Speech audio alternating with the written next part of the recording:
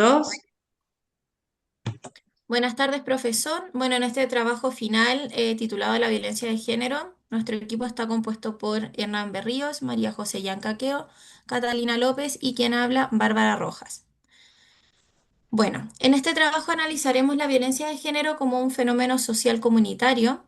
Elegimos este tema porque no puede comprenderse únicamente como una situación individual o privada, sino como una problemática que se sostiene en significados cotidianos, relaciones de poder y roles de género que muchas veces se naturalizan dentro de de la sociedad. Desde la psicología social comunitaria nos interesa mirar cómo estas ideas se construyen y reproducen en las relaciones sociales, pero también cómo pueden ser cuestionadas y transformadas colectivamente. Por eso nuestro análisis no busca reemplazar la protección legal ni la atención especializada frente a estos casos de violencia, sino ampliar la comprensión desde del fenómeno, perdón, desde una mirada comunitaria. Durante el desarrollo abordaremos conceptos revisados en la asignatura como construcción social de la realidad, interacción simbólica, comunidad, redes sociales y empowerment. Finalmente, propondremos alternativas de intervención basadas en el modelo de empowerment y el modelo de redes sociales, orientadas a fortalecer la autonomía, los vínculos de apoyo y la participación comunitaria. Ahora mi compañera Majo Yancaqueo continuará desarrollando el análisis de la violencia de género dentro de los conceptos de la asignatura. Bueno, como primer punto tenemos el planteamiento de este problema. Cuando hablamos de violencia de género, muchas veces la pensamos como algo que pasa entre dos personas o como un problema de un grupo específico. Pero desde la psicología social comunitaria la miramos distinto. Es algo que se sostiene gracias a roles, creencias y significados y formas de poder también que compartimos como sociedad y que repetimos casi sin darnos cuenta. Esto nos permite salir de explicaciones simplistas o reduccionistas, como decir es solo un problema del agresor o que es la cultura simplemente, o la sociedad que nos impone algo desde afuera, como si no tuviéramos ninguna capacidad de cambiar eso. Eso sí, queremos dejar súper en claro algo importante. Esta mirada no reemplaza la protección inmediata ni la respuesta legal frente a un caso de violencia en curso. Lo que busca es complementar esa respuesta entendiendo las condiciones que hacen que la violencia se sostenga en el tiempo, porque atender solo el caso puntual no detiene el fenómeno completo. Antes de seguir, necesitamos aclarar una diferencia importante. Grupo y comunidad no son lo mismo aunque lo parezcan. Un grupo es simplemente un conjunto de personas que interactúan y se influyen entre sí, pero una comunidad es algo más. Tiene historia propia, existe un lenguaje en común, existe antes de que alguien llegue a intervenir en ella y comparte necesidades, problemas e identidad. Esto se sostiene en cuatro elementos. La membresía, que es compartir una historia o pertenecer, la influencia, que es la capacidad de mover a otros a actuar, la satisfacción de necesidades, los beneficios de pertenecer y los lazos emocionales que se comparten en una comunidad. Y esto es clave porque pasar de pensar en mujeres que viven violencia por separado a pensar en una comunidad de mujeres que enfrenta el problema en conjunto ya es en sí mismo un cambio relevante para nuestra disciplina. Entonces, ¿qué es lo que realmente sostiene la violencia de género?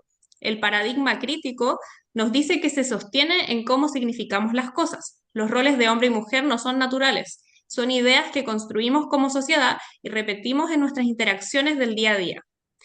Mead plantea tres ideas, simples pero potentes. Actuamos según cómo entendemos las cosas. Esas formas de entender se construyen cuando interactuamos con otros y esas formas de entender pueden cambiar con el tiempo. Esto explica por qué en algunos contextos la violencia se toma como algo normal, como algo esperable o como un asunto privado de una pareja, en donde otros no deberían involucrarse. Pero también nos deja algo esperanzador. Si esas ideas se construyeron, también se pueden cambiar sin tener que esperar un cambio enorme de toda la sociedad. Como aporte de otro autor, quisimos reforzar esta idea eh, a- a- con Judith Butler en su libro El género en disputa. Plantea que el género no es algo fijo que traemos desde que nacemos, no es algo biológico, sino que se va formando a través de acciones que repetimos una y otra vez, hasta que parecen naturales, aunque en realidad no lo son.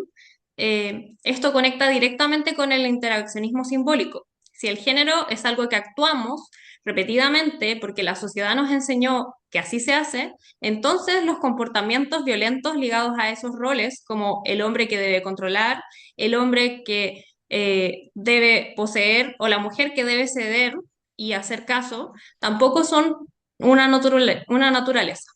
Son formas de interacción que sostenemos entre todos y es algo que sostenemos entre todos que se puede desarmar. En la misma línea, el socioconstruccionismo aporta otra idea importante. La forma en que hablamos de las cosas no solo las describe, también ayuda a mantener ciertas relaciones de poder. Entonces podemos entender la violencia de género como un discurso que se volvió normal con el tiempo y que anda circulando en conversaciones cotidianas, en instituciones y en medios de comunicación, definiendo qué comportamientos se toleran, cuáles son naturales y cuáles no dentro de una comunidad. Para cerrar, lo importante de este análisis es que no deja a la comunidad como alguien que solo recibe el problema desde afuera, sin poder hacer nada. Al contrario, la comunidad tiene un rol activo en construir y también en transformar esas ideas que sostienen la violencia, justamente porque ya cuenta con historia, lazos e influencia entre sus miembros. Como grupo, creemos que esta es la forma correcta de analizar la violencia de género, no como un problema aislado caso a caso, sino como algo construido colectivamente que por lo mismo se puede cambiar. Y ahí Butler nos da la pista final. Si el género y sus roles son actuaciones que repetimos y son producto de la interacción entre nosotros y no algo fijo desde siempre, entonces trabajar en comunidad para cambiar esos significados no es una idea utópica, es exactamente el tipo de intervención que la teoría nos permite pensar. Ahora hablará mi compañero Hernán sobre las intervenciones. ¿Qué pensamos? Sí, efectivamente, como decía María Majo, nosotros decidimos alejarnos un poco de estas soluciones que son más asistencialistas, es decir, que tratan a la mujer solo como una víctima y optar por dos modelos de intervención que apuestan más por el protagonismo de la comunidad. Estos modelos son el empowerment y el modelo de redes sociales.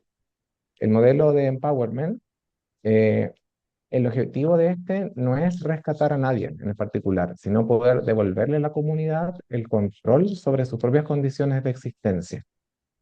Es decir, como bien se mencionó en la introducción, los roles de género en cierta manera son una actuación que vamos repitiendo. Entonces, nuestra estrella en este modelo de intervención son aquí los talleres de desnaturalización de roles. Buscamos a través de actividades o talleres como sociodrama que la comunidad misma pueda identificar y cuestionar los comportamientos violentos que se han ido normalizando y comportamientos que asociamos a un rol específico en las familias. Además, promovemos la gestión política comunitaria de manera de poder crear comisiones de género propias dentro de la comunidad. La idea es que la misma comunidad pase de ser un actor pasivo a ser un agente activo que exige soluciones que se ajusten a su identidad también territorial.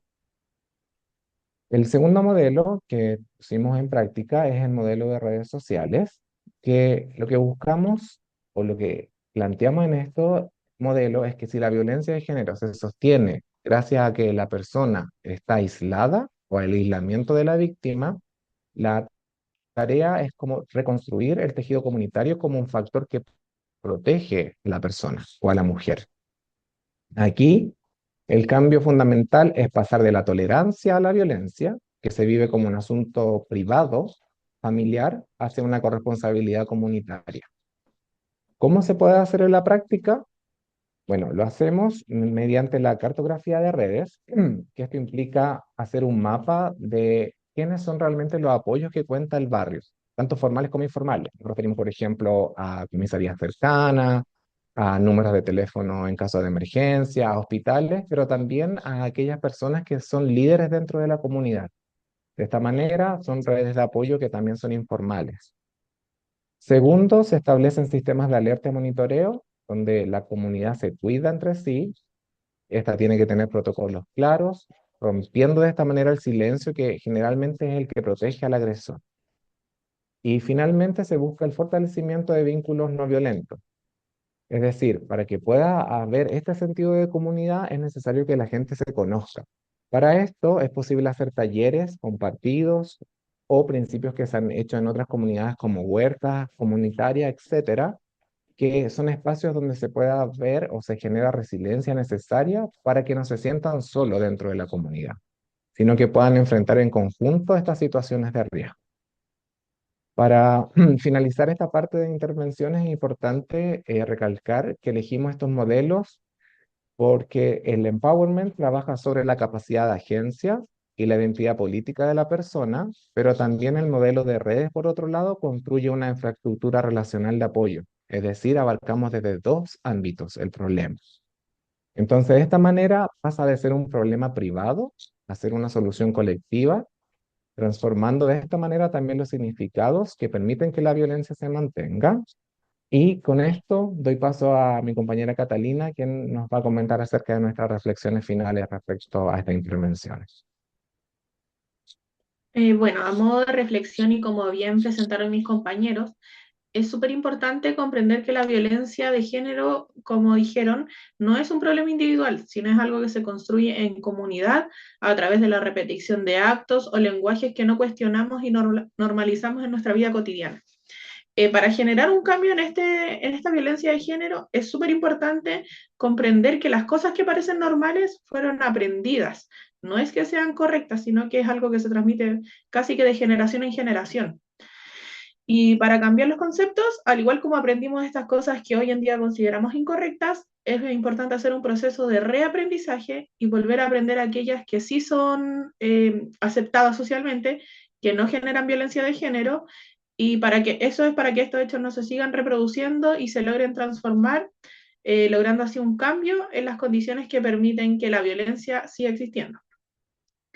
En conclusión, también es importante entender que la violencia de género es un problema social en el que influyen muchas variables y no pueden ser solucionadas solo desde el castigo específico hacia la pareja donde ocurre la violencia en particular, sino más bien se solucionan o se tratan desde la prevención y educación de la sociedad completa. Respecto a las víctimas, la intervención debe ser orientada al fortalecimiento y la creación de redes sociales de apoyo, como dijo mi compañero Hernán, para que no sean personas aisladas y ellos cuenten con las herramientas necesarias para salir de los hechos de violencia. Para evitar la violencia de género es necesario que la comunidad se organice y participe activamente, cambiando aquellas situaciones normalizadas para que no vuelvan a ocurrir y así cortar este círculo de violencia de género. Bueno, esas son las referencias bibliográficas en las que basamos nuestro trabajo y esa fue nuestra presentación del trabajo final de la asignatura Psicología Social Comunitaria.